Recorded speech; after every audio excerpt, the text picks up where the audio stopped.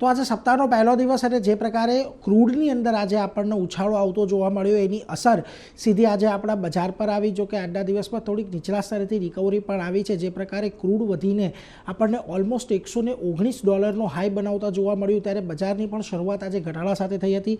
23,700 પાસે નિફ્ટી ખુલ્યું, પરંતુ દિવસના અંતે તમને ખાસ કરીને જે ક્રૂડ 119થી 104 પર આવતું દેખાયું તેમ બજારમાં પણ થોડી ઘણી રિકવરી આવી અને નિફ્ટી તમને દિવસના નીચલા સ્તરે લગભગ 300 પોઈન્ટ, સેન્સેક્સ ઓલમોસ્ટ 1000 પોઈન્ટ જેટલો ઘટીને રિકવર થઈને બંધ થયો. 24,000ની ઉપર કમ્ફર્ટેબલી આજે આપણે બંધ થયા છીએ.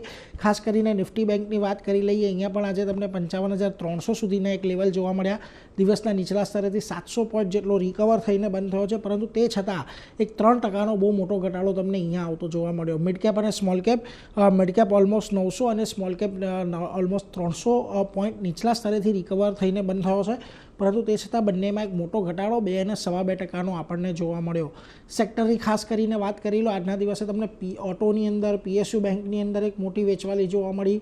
મેટલ, ફિન નિફ્ટીમાં પણ તમને ખાસી એવી વેચવાલી રહી. એકમાત્ર આઈટી સેક્ટર તમને આજે ગ્રીન ઝોનની અંદર બંધ થતું જોવા મળ્યું છે, પરંતુ એમાં પણ કોઈ બહુ મોટી તેજી નહોતી. બાકી તમામ સેક્ટર આજે લાલ નિશાનમાં જ બંધ થયા છે.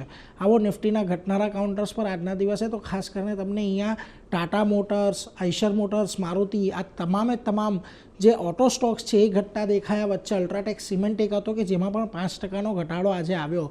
જે સ્ટોક્સ આજના દિવસે પોઝિટિવ રહ્યા એમાં ખાસ કરીને એક કાઉન્ટર વિપ્રોનું હતું. થોડીક તેજી આજના દિવસે નિફ્ટીના વિપ્રોમાં તમને જોવા મળી. આ ઉપરાંત રિલાયન્સે એક સારો બજારને ટકાવી રાખવાનો પ્રયાસ કર્યો અને અપોલો હોસ્પિટલ અને ઇન્ફોસિસ જેવા કાઉન્ટરમાં થોડીક તેજી આવી છે. મિડકેપના ફ્રન્ટ પરથી જ્યાં આગળ મોટો ઘટાડો હતો ત્યાં જો Astral, HPCL, bank of India, union bank જેવા કાઉન્ટર હતા, પરંતુ જ્યાં આગળ તમને થોડી ઘણી પોઝિટિવિટી જોવા મળી. Tata communication, Aurobindo pharma, BSc અને મેક્સ ફાઇનાન્શિયલ્સનો સમાવેશ થાય છે. હવે આજના દિવસે આપણે 24,000ની નીચે ગયા તો ખરા, પરંતુ ફરી પાછા 24,000ની ઉપર આવીને બંધ થયા છે. એટલી વાત ખાલી રાહતની છે, પરંતુ જે પ્રકારે બજારમાં રોજ નવા ઘટાડા સાથેની શરૂઆત થતી જોવા મળી રહી છે, દરેક નિષ્ણાંતોનો અત્યારે ઉછાળે વેચવાલીની જ સલાહ માનવાનું આપી રહ્યા છે.